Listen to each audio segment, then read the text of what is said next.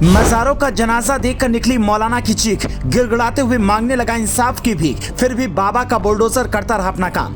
मुसलमानों को उकसाया तो हो जाएगा ऐसा कांड, एक्शन के रिएक्शन के लिए सरकार होगी जिम्मेदार। मौलाना की धमकी से योगी को आया भयंकर गुस्सा।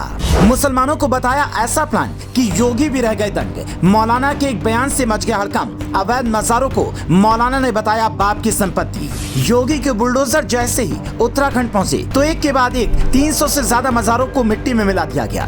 तोड़ी गई ये सारी मजारें सरकारी जमीन पर बनी थी और लैंड जिहाद जैसी बड़ी साजिश का हिस्सा थी। लेकिन उत्तराखंड सरकार ने योगी बाबा का फॉर्मूला अपनाते हुए बुलडोजर मैदान में उतारे और एक के बाद एक सारी मजारों को ध्वस्त कर दिया। और अभी भी इन अवैध मजारों को ठिकाने लगाने का काम लगातार जारी है। लेकिन एक साथ इतनी मजारों का मलबा देखकर एक मौलाना बुरी तरह से बौखला गया और अपना दर्द बयां करने से खुद को रोक नहीं पाया।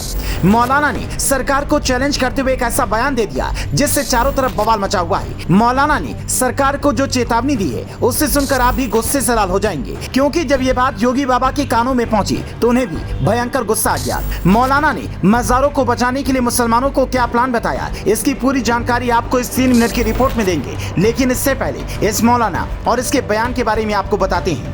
उत्तराखंड सरकार के आदेश पर जैसे ही सरकारी जमीन पर बनी अवैध मजारों को मलबे में तब्दील किया गया तो ओवैसी से लेकर सारे मुल्ला मौलवी छाती पीटने लगे। लेकिन एक मौलाना ने टूटती मजारों को देखकर सरकार को ही धमकी दे डाली। मुसलमानों को बदला लेने के लिए उकसाने लगा। मजारों के जनाजे को देखकर जिस मौलाना की चीख निकली उसका नाम तौकीर रजा है। इस मौलाना ने सरकार को चुनौती दी कि मुसलमान अपनी मस्जिद और दरगाह की हिफाजत खुद कर सकते हैं। अगर मुसलमान को उकसाया जाएगा तो सरकार को एक्शन का रिएक्शन देखने के लिए तैयार रहना होगा, इसलिए मुसलमानों को मजबूर न किया जाए। वहीं जब मौलाना से मजारों के अवैध होने को लेकर सवाल पूछा गया तो मौलाना ने सरकार को ही अवैध बता दिया और कहा कि मजार पहले बनी है और सरकार जबरदस्ती उनकी जमीन पर कब्जा कर रही है।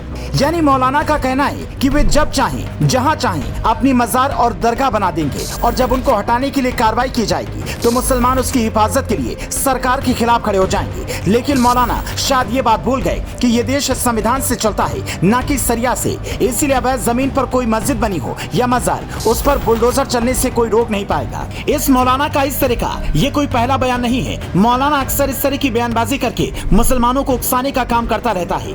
लेकिन मौलाना शायद इस बात से अभी अनजान है कि जिस दिन योगी बाबा की नजर उस पर पड़ी तो उसकी सारी बयानबाजी धरी की धरी रह जाएगी और योगी बाबा का बुलडोजर वो काम करेगा जिसे देखकर मौलाना के आंसू नहीं रुक पाएंगे।